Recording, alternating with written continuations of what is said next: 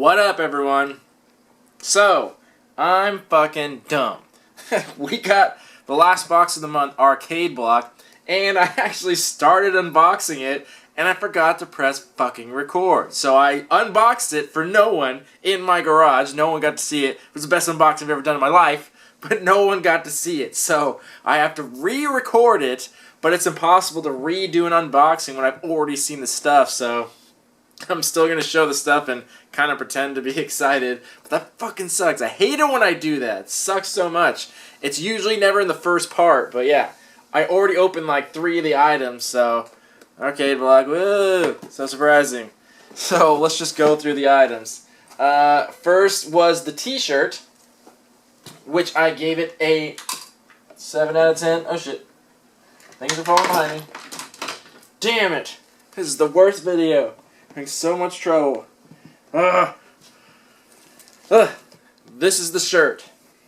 So it's got all the classics there. It's got the classic NES cartridge, the controller. It's even got the game glove, the gun, all that good shit. And it's made to look like a Christmas sweater. So that's what it's doing.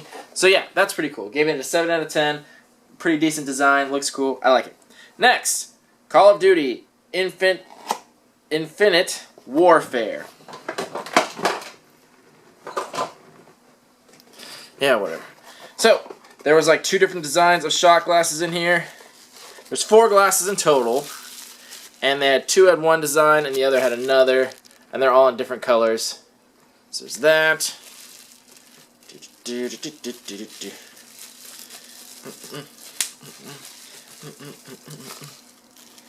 Get in there. Fuck. Alright, well, get it.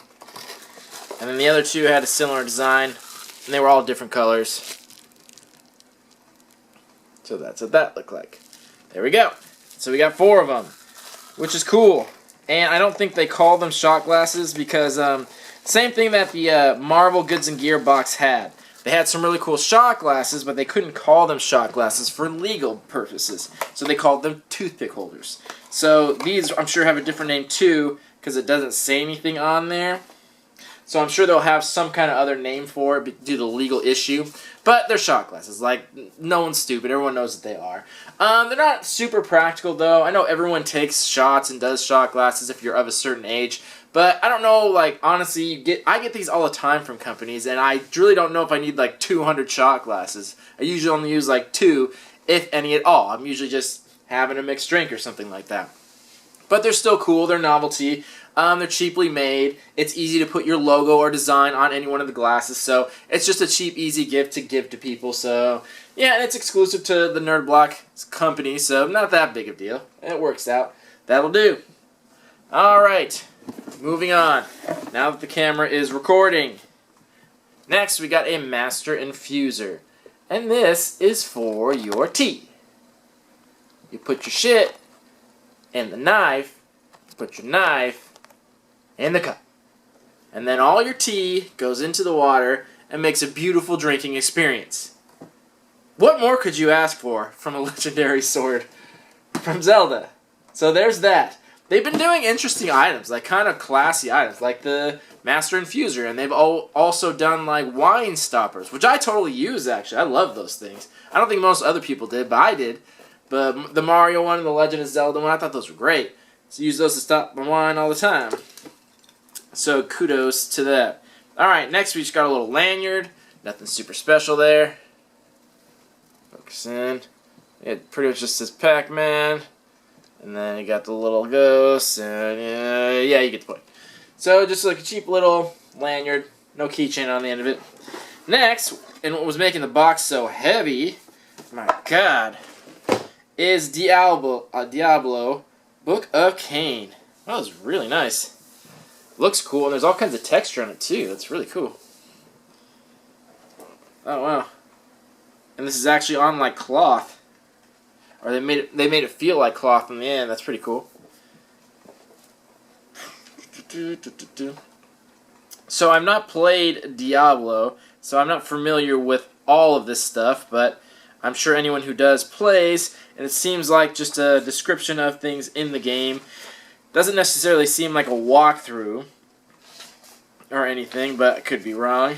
But either way, it's a very nicely done book. Like, I don't know if you can tell by looking at it closely and the way the light's shining off it. There's actually like texture to all this stuff. Really well designed. Like very intricate design there. And it makes it look like cloth here, even though it's like paper here. So yeah, they did a very nice design on that book. I'll have to do a little more research and see what the practicality is of that book. But, you know, other than that, good book. Good book. Alright, well, I think that was all the items. Yeah, I don't think there was anything more than that, unless they're trying to pass off a coupon code, which they better not. But no. So, not a lot of items in this box. Very low on the items. But we shall see what comes next. Alright, we'll take a little break, then we'll come back, talk about some value, and give this box a rating. See you soon. Alright, we are back. Let's talk about some values of these items. First, the shirt. I thought it was a great shirt. I thought it was a good design. Keeping it classic, keeping it festive. I like that. So that was good. So, that's going to be the standard $12 to $15 value, and it got a 7 out of 10 on the shirt. So, good job. Kudos. Next, the shot glasses. Came with 4 of them. Not the most practical thing, but yeah, that's going to go for about $15, which I think is reasonable for a shot glass. Even though they're exclusive, it's not hard to get shot glasses made, so it doesn't really change it too much. So I think $15 is a reasonable price for that if you really wanted some Call of Duty shot glasses. If you did. Then, our infuser. Yeah, infusing your shit. So, that is only going to go for about $10. That's going to be the price there. Because there are a lot of these out there. There are a lot out there with different shapes and sizes, with different, with different licenses to different things. So, you see these all the time, and they're really not expensive. So, $10 on that. Cool. Then we got a lanyard. Pretty little lanyard. About $5 on that. And some people were selling online for way more, but it's not going to sell at that price, so I'm not going off that price. But yeah, about $5 for that. Then, our book. So this is a problem we have with value in books. I like to go on the posted price because we technically received a new book in the box, so it should be that full price, but there's a problem with that. The full price on the book is $35. Now here's the problem.